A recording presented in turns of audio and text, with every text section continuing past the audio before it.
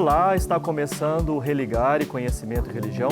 Estamos vivendo um processo de desafeição pela instituição religião, o que tem levado pessoas a buscar viver as crenças herdadas e construídas de forma desinstitucionalizada.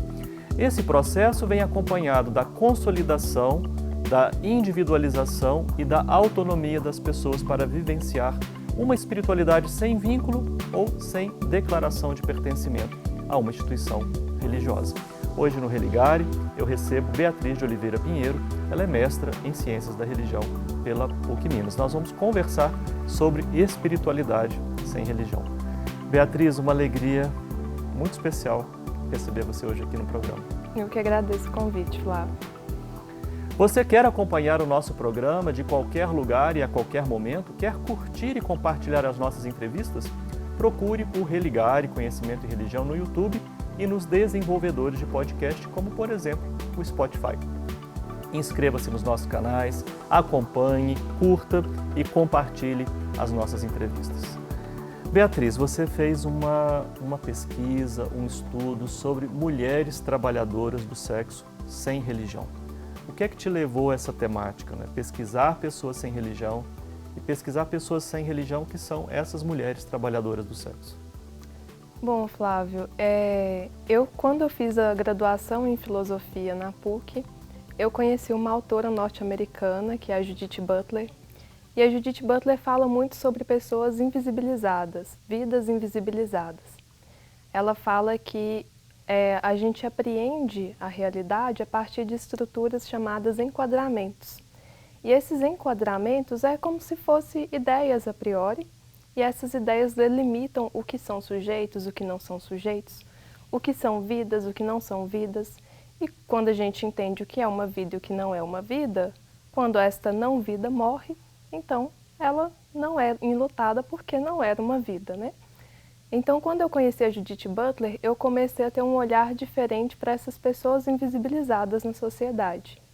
E entrando para as ciências da religião, eu percebi que eu gostaria de dar um enfoque na área que eu fosse estudar, voltada para essas pessoas invisibilizadas. E como eu sou uma pessoa muito ligada a essas relações de gênero, raça e classe, eu quis buscar um grupo que também fosse, né, atrelado a essas questões. Foi quando eu conheci as profissionais do sexo da Rua Guaicurus, aqui em Belo Horizonte, e percebi que seria um grupo interessante para fazer a pesquisa. Beatriz, mas por que sem religião? Por que focar nessas pessoas que se autodeclaram sem religião? Olha, Flávio, o grupo do Sem Religião é um grupo que aqui no Brasil tem crescido bastante. Se a gente pega a amostragem do último censo do IBGE, ele é o terceiro maior grupo. E ele, apesar de no senso comum ser visto como um grupo de pessoas ateias, é um grupo em que a gente pode falar que existe muita espiritualidade relacionada a alguma religião, seja essa religião que herdada, que as pessoas trazem dos pais, da família. Então, para a gente compreender quem são essas pessoas do grupo sem religião, a gente tem que ir ao campo.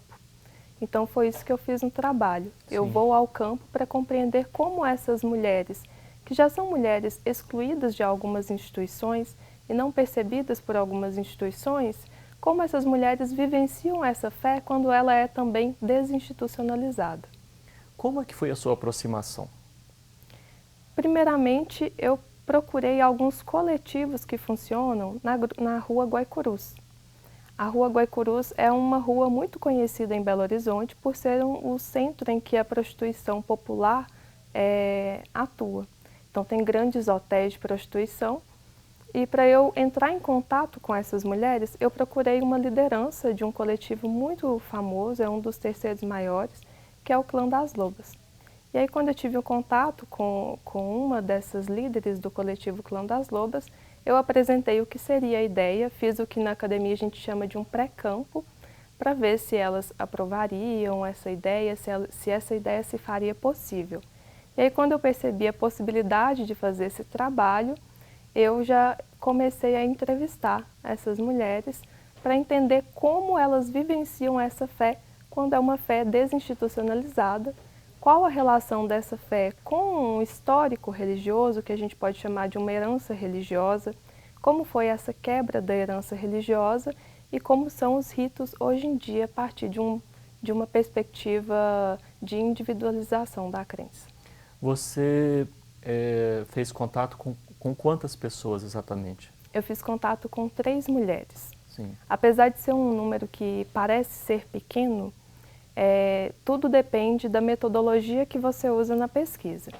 Então, utilizando a metodologia de história de vida, em que eu busquei compreender toda a história religiosa dessas mulheres, compreender o momento de ruptura, como o trabalho sexual que elas fazem se relaciona com a vivência de fé e, sobretudo, com a espiritualidade que elas desenvolvem, a metodologia se fez possível com este número. Então, são entrevistas consideradas um pouco longas, por isso o número da amostragem pôde ser 3, e aí depois eu fiz um momento de comparação, porque elas têm um histórico religioso parecido.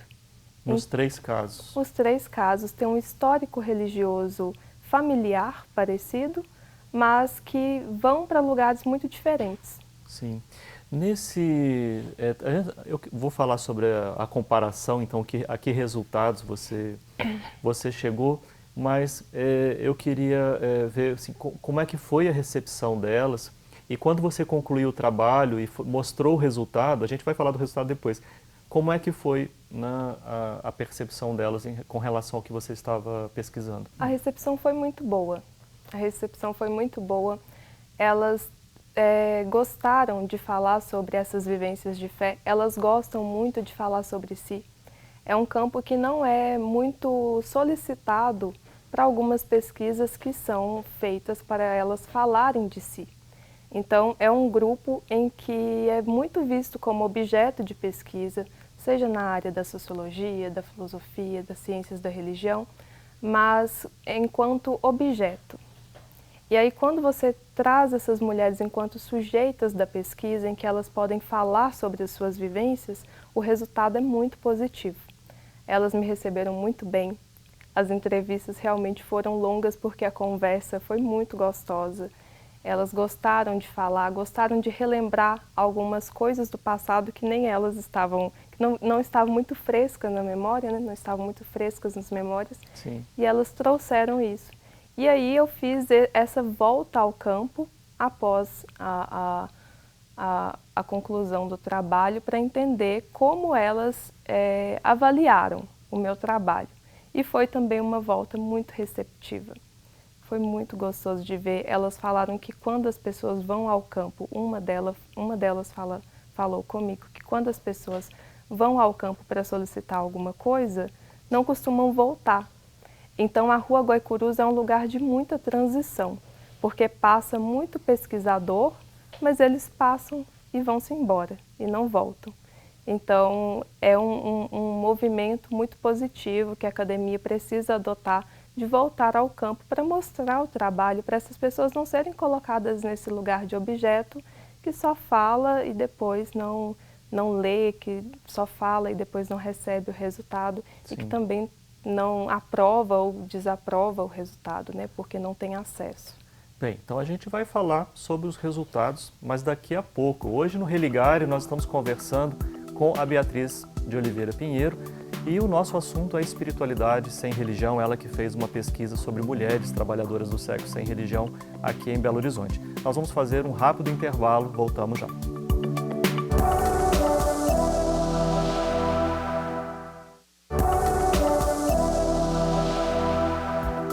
Estamos de volta com o Religare Conhecimento e Religião.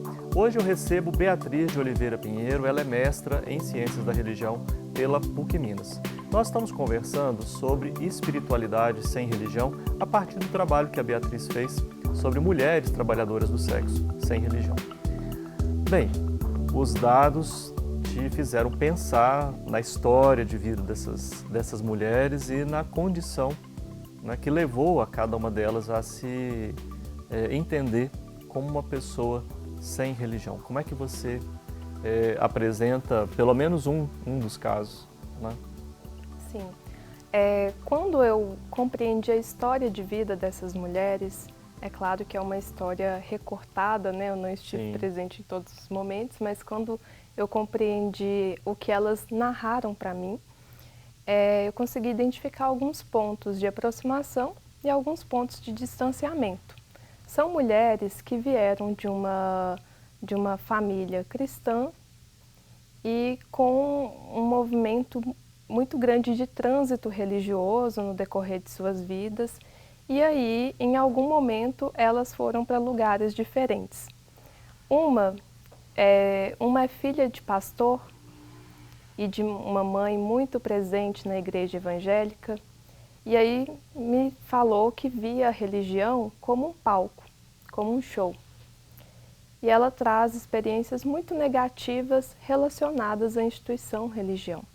E essas experiências negativas fizeram com que ela não tivesse saudade, não tivesse vontade de pertencer a uma instituição. Então ela é hoje em dia uma mulher sem religião, tem a sua fé, tem a sua espiritualidade, mas não sente saudade, não quer voltar, não tem essa memória positiva. Já a outra se identificava enquanto umbandista e foi muito feliz numa casa de umbanda em São Paulo. Mas quando muda para Belo Horizonte, há 20 anos ela mudou para Belo Horizonte, não encontrou nada parecido aqui em Belo Horizonte e então, se deparando com pessoas que ela considera pessoas de má fé, ela parou de procurar um lugar e disse que é sem religião por falta de lugar. Sim. Já a outra adora ir em instituições diversas para entender sobre o futuro, para entender sobre a verdade, sobre o que está por vir. Ela se diz uma pessoa muito curiosa. E aí ela não quer se institucionalizar, vamos dizer assim, ela quer se manter enquanto sem religião, mas enquanto visitante de vários lugares para entender. Ela diz que ela é muito curiosa e o futuro, esses líderes religiosos ajudam ela a compreender o que está por vir. Mas ela está feliz sendo sem religião e diz que cansa dos lugares quando fica muito tempo.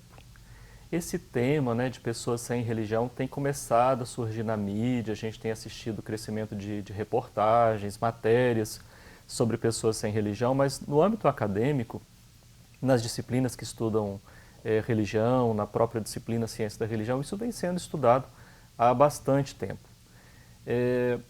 Em geral, fala-se num termo que você citou várias vezes no início aqui, desinstitucionalização, fala-se em desafeição, fala-se em individualização da crença. Esses elementos você viu de alguma maneira aparecer no seu campo? Você acha que o seu campo também fala disso ou tem outros elementos aparecendo? Sim, o campo fala disso, mas não em palavras. É um falar que é mais em atos, mais em vivências. Porque esses conceitos, eles são conceitos da academia, né? Desinstitucionalização, desafeição. Mas quando você estuda o tema religião, é preciso primeiro entender o que é a religião, o que você está entendendo por religião. Porque é um conceito muito amplo. E aí, dependendo da forma como você o entende, as conclusões da sua pesquisa vão ser várias. Então, eu entendo a religião enquanto uma instituição. Por isso, eu sempre afirmo instituição-religião, para reforçar esse caráter. É um espaço institucional. Então, quando uma pessoa é sem religião, não necessariamente ela vai não ter fé, ou ela não vai desenvolver uma espiritualidade ligada a alguns valores que a religião prega. Ela só não vai frequentar aquela instituição e não vai se sentir pertencente à instituição. Então, no campo, por exemplo, elas têm ritos, atos como orações, rezas, práticas. Tem uma que tem um altar em casa. Então, isso é o que a gente pode chamar de individualização da crença, porque é uma crença modificada para o indivíduo. Então, ela vivencia aquilo da forma como ela percebe ser melhor para ela, não sentindo uma necessidade de corresponder às expectativas da instituição religião. O fato de serem trabalhadoras sexuais, isso tem algum impacto no modo como elas relacionavam ou se relacionam com as instituições religiosas ou com essa instituição religião, como você prefere chamar?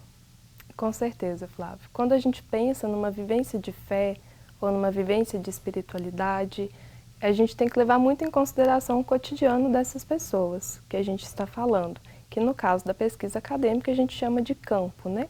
Então a gente tem que levar muito em consideração a realidade do campo, a realidade social, a realidade cultural do campo. Então a prostituição, como esse trabalho sexual que as coloca em lugares, mas as retira de outros lugares, com certeza impacta a forma como elas vivenciam a fé e lidam com a instituição. Elas relataram, por exemplo, dificuldades das religiões com relação ao trabalho delas? Relataram algumas dificuldades. Algumas falaram que algumas instituições engolem a profissional do sexo mais que outras. Então, a palavra aceitação não surgiu muito nas entrevistas, mas a palavra engolir acabou surgindo algumas vezes. Então, elas são vistas como pessoas que, em algumas religiões, são o próprio problema, né? E em outras são engolidas. Sim, mas o que não significa uma aceitação, nem um acolhimento. Não significa uma aceitação nem um acolhimento. E isso é um dos motivos que as fazem se desvincular da instituição. E isso não é um motivo que, pelo menos não surgiu nas entrevistas, não é um motivo que as fazem perder a fé, mas perde a fé na instituição. Inclusive, essa é uma fala que aparece no trabalho, que elas perdem a fé na religião, mas não em Deus. Esse seu trabalho, essa sua aproximação do campo, o que te ajudou a pensar sobre essas pessoas que se dizem sem religião? Eu consegui ver que é um grupo muito aberto, muito diverso. Quando a gente pega os dados de pesquisas quantitativas, como é, por exemplo, o censo do IBGE, a gente consegue ter uma visão mais geral do campo. Mas para a gente entender quem são essas pessoas sem religião, a gente tem que fazer uma pesquisa qualitativa, que é esse ir ao campo e trazer questões mais íntimas dessas vivências. Então, eu vi um campo muito aberto, muito amplo e, em alguma medida, um campo também controverso. Que sentido esse controverso? O controverso está na questão da afirmação. A gente que é da academia, a gente acha que alguns conceitos são muito bem delimitados. Então, se eu digo, Flávio, eu sou uma pessoa sem religião, é uma questão muito delimitada na minha vida, então nada disso foge, nada da minha vivência foge. Em algum momento eu vou procurar uma instituição religião, seja em um momento de angústia, um momento de tristeza ou de felicidade. E na vida real as coisas não são assim. As pessoas, elas, ao mesmo tempo em que se afirmam sem religião, dizem, eu sou um bandista, mas eu não tenho religião. Eu sou cristã, mas eu não tenho religião. Sou católica, mas não tenho religião. O catolicismo até que não apareceu nas entrevistas, mas apareceu, por exemplo, em uma delas, sou um bandista. E aí eu questionava, né, de uma forma mais sutil, você disse que você não tem religião, mas disse que é um bandista. Não, eu sou um bandista porque a Umbanda me aceita mais do que outras religiões, mas eu não tenho religião. Então, a contradição, ela aparece na fala, até porque as pessoas vivem a espiritualidade de uma forma mais leve e não de uma forma tão definida. E nós que somos da academia precisamos encontrar conceitos que caibam dentro da vivência e não delimitar a vivência dentro dos conceitos. Então eu trago esse conceito de contradição, que não é um conceito bem visto, né, mas que é um conceito muito real. Isso faz a gente pensar muito nesses termos que a gente costuma usar e que não tem assim, uma delimitação, uma compreensão muito precisa, né? O que a gente está chamando de religião quando a gente fala religião? O que a gente chama de espiritualidade quando a gente fala espiritualidade? Tudo isso deixa a gente com muito mais dúvidas para nós que somos da área, né? Exatamente. E o que essas pessoas estão chamando de religião? O que essas pessoas estão chamando de espiritualidade? Porque no final é isso que importa, né? é o que o campo está vivendo. Então a gente tem que dar um passo para trás nessa postura de cientista muito quadradinho, que a gente vai encontrar uma resposta fechada. Quando a pergunta é relacionada à religião, a sentido de vida, as respostas nunca são muito fechadas. A contradição aparece e deve ser entendido como parte do fenômeno. Sim. Beatriz, muito obrigado por você ter participado aqui com a gente hoje. Eu que agradeço, Flávio, foi um prazer. Somos um projeto de extensão do Programa de Pós-Graduação em Ciências da Religião da PUC Minas. Você pode conhecer sobre as nossas atividades, os nossos cursos de mestrado e de doutorado acessando a página que está em pucminas.br/ppgcr. Obrigado a você que nos acompanha, obrigado aqui a toda a nossa equipe. Nós voltamos na semana que vem com mais um Religare Conhecimento e Religião. Um abraço muito cordial, até lá!